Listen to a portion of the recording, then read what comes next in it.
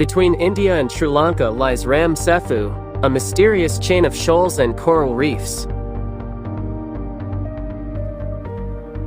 Stretching 48 kilometers across the shallow Pak Strait, it is both natural and ancient.